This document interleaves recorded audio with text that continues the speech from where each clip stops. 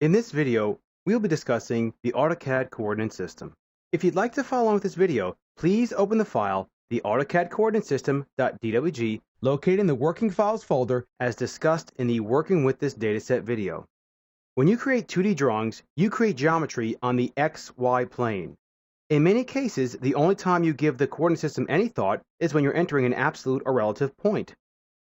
As you create geometry in 3D, you will need to reorient the coordinate system to create and modify the geometry as needed.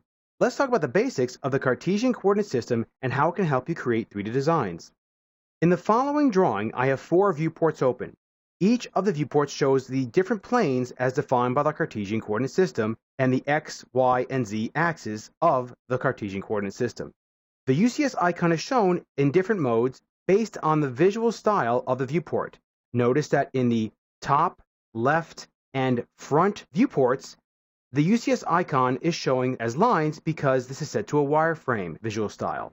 In the isometric view, it's set to an X-ray visual style, and you'll notice that the axes are showing shaded.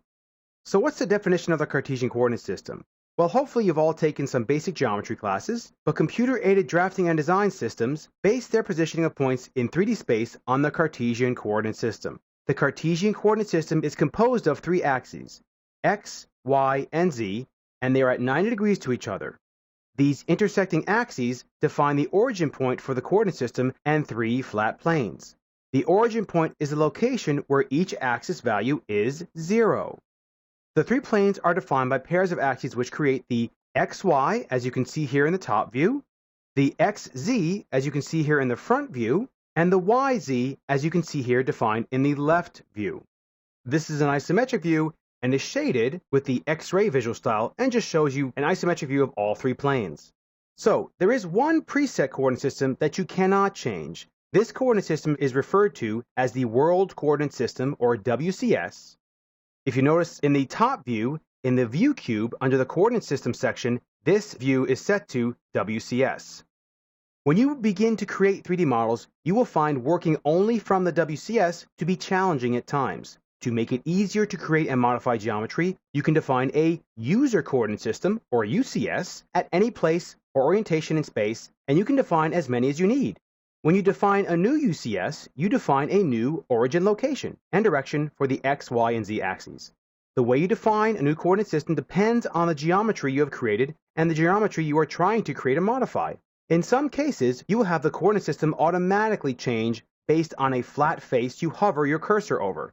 In other cases, you will manually reorient and reposition the coordinate system. This manual adjustment can be as simple as moving the origin to a new location, reorienting it by picking 3 points in space, or rotating its alignment around one axis. By default, the drawing displays an icon to help you visualize the orientation of the current coordinate system and its origin location. This default icon labels the X, Y, and Z axes and color codes them. If we look at the isometric view here, the X-axis is red, the Y-axis is green, and the Z-axis is blue. You'll notice that in each of the different views, I have a different UCS defined.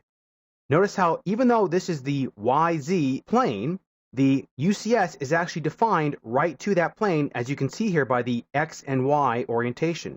Same thing with the front view. Even though this is the XZ plane, you'll see that the UCS icon is showing XY in there. So if I begin drafting in any one of these planes, the objects will fall on that actual plane. So let's just do a quick little demonstration of this by going to the Draw panel, Rectangle tool, and in the front view, I'm going to just draw a rectangle anywhere, and notice in the different views how the object actually appears when I click in there.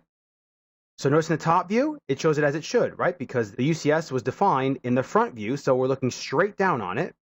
In the left view, you can see a little tiny line going this way, and of course, in the isometric view, you can see how that rectangle was drawn. If I draw it in this view, this should be on the left side, and so now notice how in the front view, it draws it straight into it, and in the top view, it draws it on the left side, as you can see, like so.